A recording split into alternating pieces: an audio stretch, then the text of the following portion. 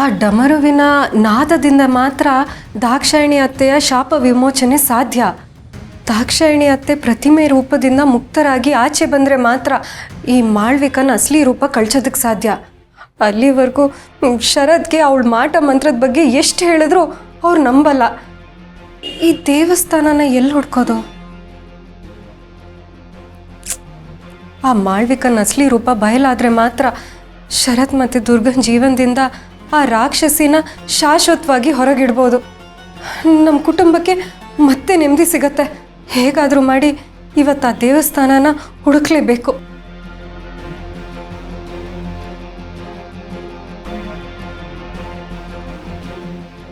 ಛೇ, ಎಷ್ಟು ಹುಡುಕಿದ್ರೂ ದಾರಿನೇ ಸಿಗ್ತಿಲ್ವಲ್ಲ. ಅಲ್ಲ, ಆ ಪುಸ್ತಕದ ಪ್ರಕಾರ ನಾನು ಸರಿಯಾದ ಜಾಗಕ್ಕೆ ಬಂದಿದ್ದೀನಿ. ಆದರೂ ಯಾಕೆ ಈ ದೇವಸ್ಥಾನ ಎಲ್ಲೂ ಕಾಣಿಸ್ತಿಲ್ಲ? ಮಾಳ್ವಿಕ ಏನಾದರೂ ಅವಳ ಮಾಯಾಶಕ್ತಿಯಿಂದ ದೇವಸ್ಥಾನ ಕಾಣದಿರೋ ಹಾಗೆ ಮಾಡಿದಾಳ?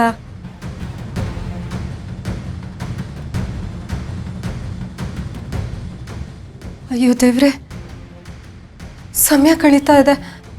ಸೂರ್ಯ ಮುಳುಗೋದಕ್ಕೂ ಮುಂಚೆ ಆ ದೇವಸ್ಥಾನ ಸಿಕ್ಕಿಲ್ಲ ಅಂದರೆ ತುಂಬ ಕಷ್ಟ ಆಗುತ್ತೆ. ದೇವಸ್ಥಾನ ಸಿಕ್ಕಿಲ್ಲ ಅಂದರೆ ನಾನು ಆ ಕಲ್ಲಿನ ಡಮರುನ ಹುಡ್ಕೋದು ಹೇಗೆ? ದಾಕ್ಷಾಯಿಣಿ ಅತ್ತೆನ ಉಳಿಸೋದು ಹೇಗೆ?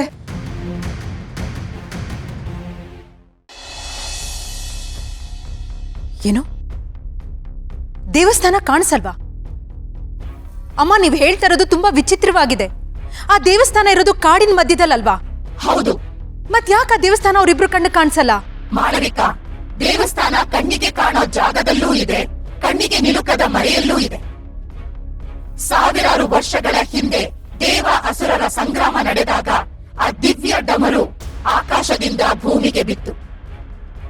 ಅದರ ದಿವ್ಯ ಶಕ್ತಿನ ರಕ್ಷಿಸೋದಕ್ಕೆ ಅಂದಿನ ಒಬ್ಬ ರಾಜ ಅಲ್ಲಿ ಒಂದು ಭವ್ಯ ದೇವಾಲಯವನ್ನ ಕಟ್ಟಿಸಿದ. ಏನಮ್ಮ, ರಾಜ ದೇವಾಲಯನ ಕಟ್ಟಿಸದ್ನ?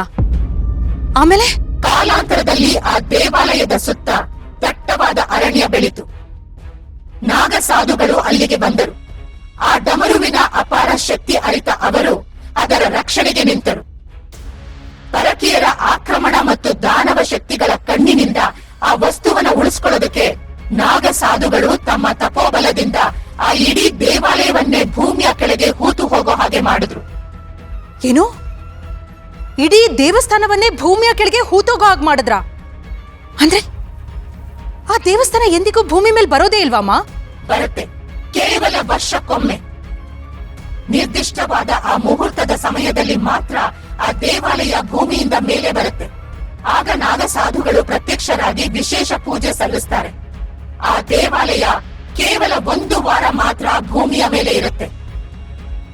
ಆಮೇಲೆ ಅದು ಮತ್ತೆ ತನ್ನಷ್ಟಕ್ಕೆ ತಾನೇ ಭೂಗತವಾಗುತ್ತೆ.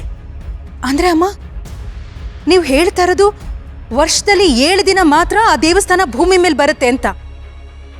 ಆದ್ರೂ ಜನರು ಯಾರು ಅಲ್ಲಿಗೆ ಹೋಗಿಲ್ವಾ ಅಮ್ಮ? ಇಲ್ಲ, ಹೋದವರು ಮತ್ತೆ ಬಂದ ಉದಾಹರಣೆನೇ ಇಲ್ಲ.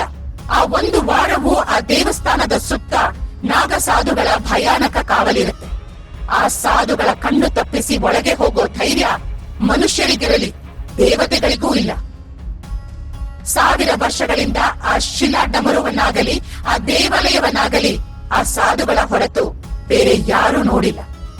ಸದ್ಯ ಅಮ್ಮ, ಅಮ್ಮ, ನನಗೆ ಈಗ ನೆಮ್ಮದಿ ಆಯ್ತು.